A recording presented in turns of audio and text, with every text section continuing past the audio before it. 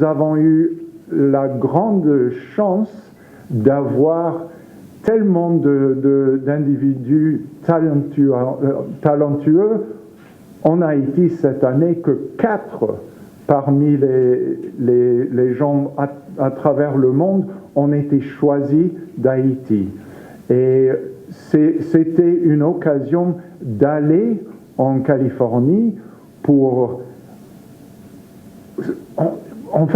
parler les uns aux autres. Ce qui est toujours important dans de telles conférences, c'est oui, on entend des discours, on entend de nouvelles idées, mais c'est d'avoir l'opportunité de se parler entre eux et de voir quelles idées marchent, quelles sont les façons que les gens à travers le monde approchent les grands défis d'aujourd'hui.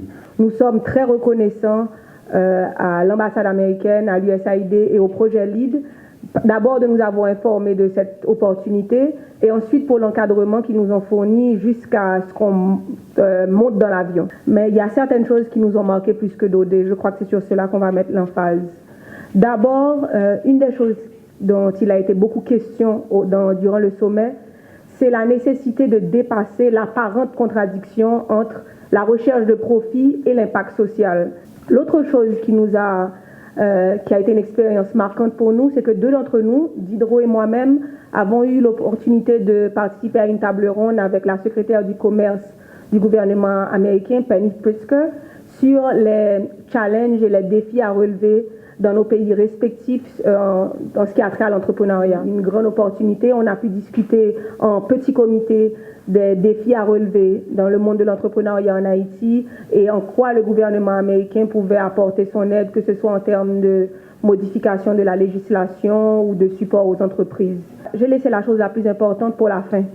Et c'est l'opportunité qui nous a été donnée de projeter une autre image d'Haïti. Et je crois qu'à notre petite mesure, évidemment, on était 4, on est des petits entrepreneurs, on a quand même pu véhiculer ce message positif. Et ça, je crois que c'était une des choses les plus importantes. L'idée avec GDS, c'est surtout de parler de l'innovation.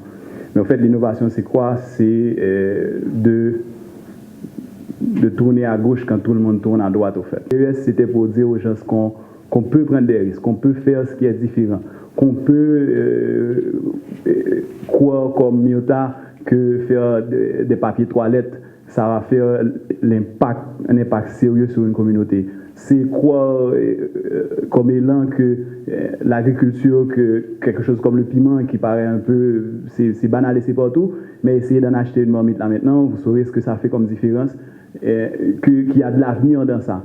Que la diaspora sera intéressée à intégrer un modèle différent, un modèle innovateur, comme Kalinda est en train de le faire. L'idée d'oser de tourner à gauche.